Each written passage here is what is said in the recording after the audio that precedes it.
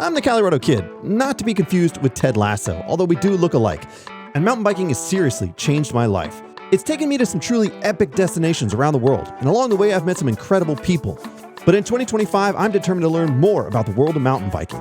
From how bikes are built, how to jump, and hell, we might even throw some trials riding in there. For the first stop on this journey, I've flown all the way to Arizona to visit Pivot Cycles headquarters to see how their all-new Trailcat was designed from the ground up. They were gracious enough to show me and Shaun from N+1 Bikes around their HQ and give us a sneak peek on how this bike was designed, from 3D printing all the way up to manufacture. The first stop on this journey is to meet up with Tyler, the global marketing manager, as he shows us the Pivot Factory Race Team wall and gives us a quick overview of the offices as we work our way back to engineering, where we're going to meet up with Kevin and he's going to show us where it all begins. So this is where we create all of the 3D and the original concepts for the bikes kind of come out of here and as well as working with Chris. And at what point, like in the design process, did the 3D printing start coming into play, like heavily, like in the last couple of years, or is it you guys been doing it for a long time? Because 3D printing now is like super popular in terms of like consumer. Yeah. Has it been like prevalent for what you guys have done for a long time? Yeah, we've been doing it for 6 or 7 years, and we used to get parts like this even before that. Sometimes where they would machine parts out of plastic for us as well. So that's cool. A lot of the 3D printing for us is used to test concepts, but also a lot of it is for cable routing. So you'll see like a lot of these have cables attached to them, but we build these models so that we can run them through the travel, and then we will change the orientation of the cable ports to make sure that we get everything routed properly. And you can see sometimes we make a little puzzle piece to put in there so that we can change that without having to print the whole thing. So, what would you say like the biggest challenges when it comes to designing a new bike? I mean, a lot of the bigger challenges, I mean, there's some structural issues with pivot points and layouts, and you're trying to figure out how to get enough strength in those places. Yeah. But a lot of the other stuff, to be honest, the part that is the most difficult for us to get through is right here, where it's tire clearance and chainring clearance, and we just have a little bit of space to fit through there. Yeah. That's like the bane of our existence. We spend a lot of time trying to optimize shape through there, but really the entire bike design, there's a whole set of spatial constraints, like the size of shocks and the size of the wheels and where things come up in travel and all of that stuff. That stuff really, there's just a whole set of it, and we build a whole model of that we model around. Once we've built that model of constraints, then we fit everything within it. And then when it comes to designing a new bike, like how do you determine what you need to improve from the previous models? Like, do you guys have feedback internally? Is it like externally from consumers? Yeah, it's all of the above. You know, we usually have a year or two of feedback from consumers, from shops, but we also have what we like and what we want. How we feel riding the bikes around, so we have our own preferences. So we like to try to find a good balance of all of those things. Cool. Thanks, Shaun. You're the best cameraman I know. Yeah, I'm really good. This is our photo studio. It used to just be white walls. We just had it built out so that we could shoot consumer-facing tech video content in here. So this is where we get all of the studio photography for our website and all the images that you would put on your website. So everything that's clipped out, we bring in a white backdrop, and then we also have all these custom lights. We can change the colors in here, and just produce like super engaging videos. And how often do you get to use Pivot HQ's private media room for your own pictures? That's how we do it. Come on. And after a quick photo session, we worked our way back to the top secret research and development portion of this tour. And this was really cool because this is where they would design in-house the parts they need to prototype some of their bikes. So they gave us some great insight here as to how they got their early iterations of this brand new bike, the Trailcat. I'm the first ever person to have seen this R&D facility. I don't know if that's true or not. And here she is, the prototype for the Trailcat. And it brought the Australian right out of me. Oh, she's a beauty. Yeah, so we developed this system for making prototypes when we developed our new downhill bike. But we've been using it for all of our prototypes ever since then. So it's just kind of a system we developed that allows us to use the tubes that we have, but then we can use these lugs, these custom cut lugs for different bikes and get our different pivot points for new designs or everything. It allows us to try out new geometry and everything. So which part A are little these like quicker. all, are these all common parts, or you guys custom tailor these little pieces, or how, what do you mean when you say? Every part of that bike frame in-house. Wow. We do all of our own R&D work here, so these parts are machined in-house, and these tubes are cut on that table, laid up and cured here. So Sweet. we do a whole gamut of tests So on this is- here. This is a stiffness Oh. proportional stiffness testing.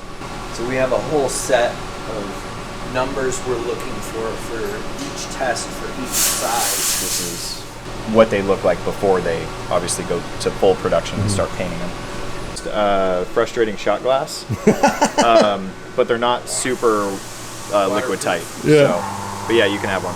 Ah, sick. Look at this. 3D printed pivot logos. The power of 3D printing in the palm of my hand. It's a 4-bar version of the exact same bike, Oh, and we had the team test them both. This one was faster, but the team also liked it more. And Okay. there's people like to say in racing, if you feel fast, you go fast. Yeah. So this was just a super extreme version of the DW Link in a 4-bar setup. Okay. And this is the 6-bar version. So yeah, they tested both, and this one won out. So that's why we're selling them. Side note is, how long is the process for somebody on a race team, or for everybody to come to that, like from the here's what we first came up with to what they eventually end up with? How long is that process usually? Sometimes years. Yeah. Okay. Makes From sense. first iteration to last iteration. Yeah. With the new prototyping process, we can iterate significantly faster. Yeah. Because we're doing it all here. Yeah. So if there's a ride stiffness issue in these two tubes, we can take it apart, put it back together, and test different tube strengths or stiffnesses. So yeah, it's just a lot more quickly. We can build one of these from start to finish in about 10 days. Then it was time to work our way out of the R&D department and take a quick tour of the factory on our way to the quality control department, which was another really fascinating part of this tour. All right, you guys might not appreciate the QC process as much as I do, but wait until you see some of the tolerances that go into these bike builds. Like, it's crazy. In fact, Tyler can explain it better than I can. So this is, we use these for like the bottom brackets and the headsets. Okay. And the difference between the go and the no-go is about the width of a human hair. Wow. You say the width of a new human Human hair. Oh, wow. You got any, Sean, that we could use? We can test it. They used all mine up. The alignment of the holes to make sure that they're perfectly aligned That's cool. so that the door works as it should. And also my favorite, which is the teeny tiny go no-go. It's the smallest one. Yeah, got it. Look at And so this checks the thickness of the paint to make sure that everything is going to seal properly. So that one does not go, and that one goes. Ultimately, what it means is significantly lower warranties. Yeah. Our bearings last longer. Everything's perfectly straight. Obviously, it leads to a better ride quality.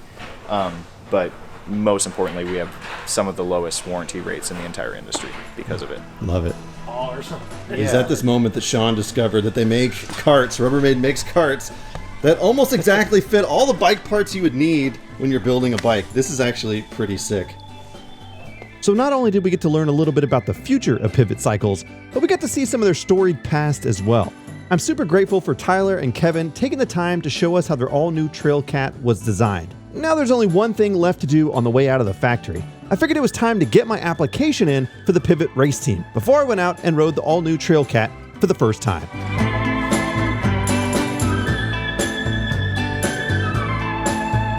So here she is, the all-new Pivot Trailcat. This is the SL version, so it's 120 in the rear, 140 up front, and it comes in this absolutely gorgeous Dr. Purple.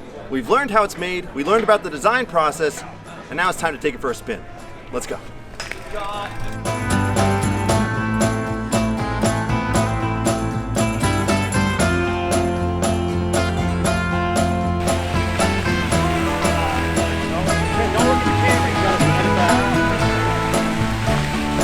I'm with you guys.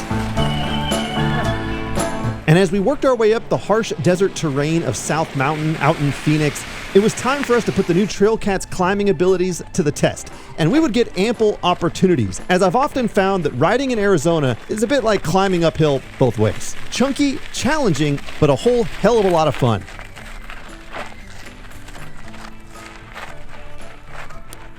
So now comes the obligatory moment where you take beauty shots of the bike. The new Trailcat is an absolute beauty, and this is a pristine location. And despite everyone's advice that I face the drivetrain out, I ignored that completely. Let me tell you a little bit more about the bike. Now, like I said earlier, this version of the Trailcat I'm riding is the SL version, which I didn't know up until this moment meant super light. It's focused on handling for quick moves like XC with stability at speed. The head tube angle sits at 66.3 degrees on high and 65.8 degrees on low. It's got a 120 millimeter Fox float rear shock with 140 millimeters up front. And while I was rocking the SL version, Shaun got a chance to try out the LT version, which stands for long travel, by the way. You look like a superhero, Shaun. Now, the LT Trailcat has a slacker head tube angle sitting at 65.6 degrees on high and 65.3 on low. It's got a 150 millimeter fork up front and a longer stroke Float X shock at 135 millimeters in the rear for that enduro bike stability while still handling on the downhills. Now, both bikes come with a flip chip to convert the bike to mullet if you want to. They've got the world famous DW Link system and tool shed storage for in-frame storage. And after some classic Arizona climbing, we start a little bit of downhill, baby. Let's do it.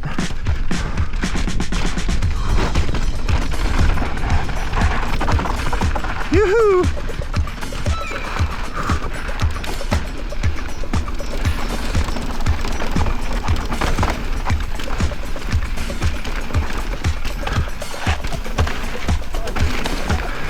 Thank you, thank you.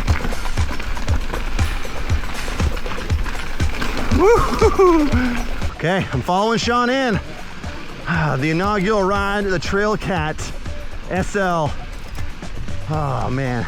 Now the trail we've chosen today may not be the perfect representation of what this bike is designed for, being a 120/140, because from what I remember of the National Trail, it is one of the chunkiest trails ever. Okay, maybe not ever, but it's spicy. Yeah.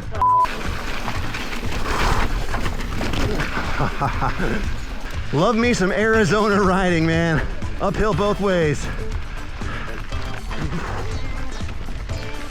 Oh, she climbs good. She's capable. Oh yeah. Oh, baby. Howdy, thank you. Oh.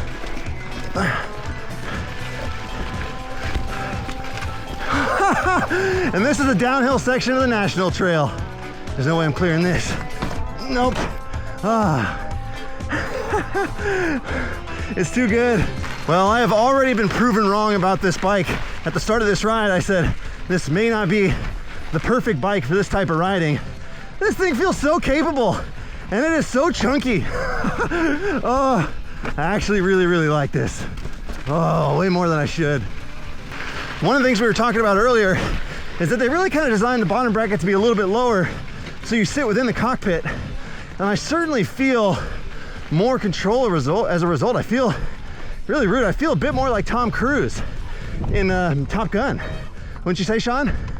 Yeah, just like Tom Cruise. Just like Tom Cruise.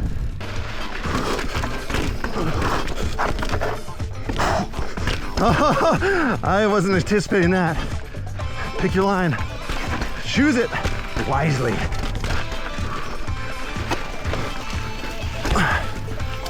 Death from above.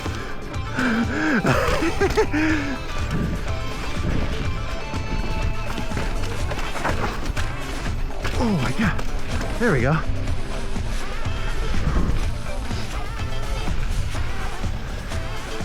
This place is too fun.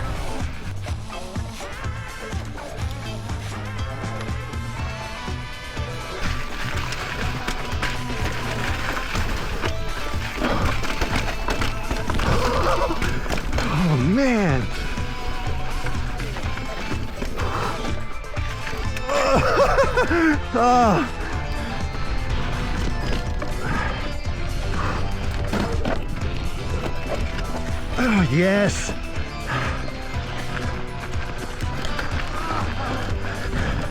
With a camera bag on the back.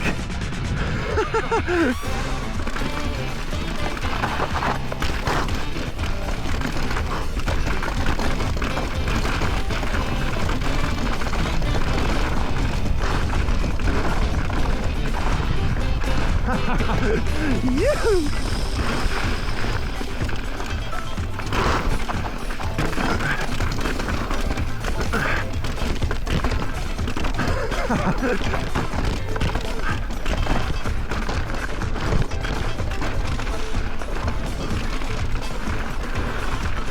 Thank you so much.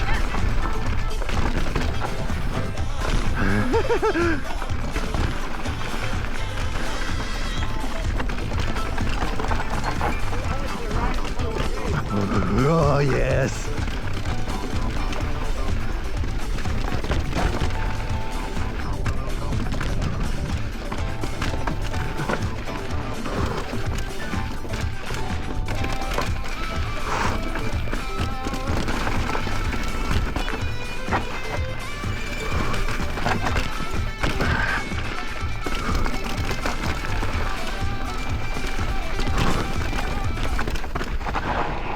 I went for the outlook.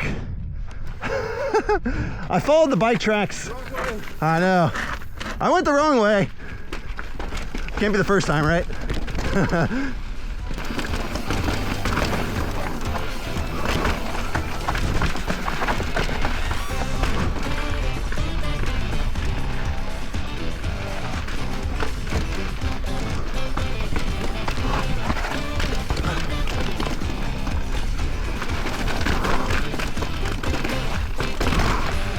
Oh man, it's good.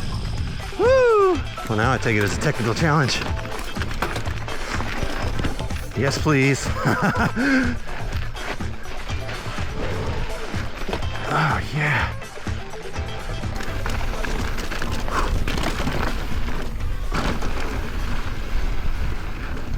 4.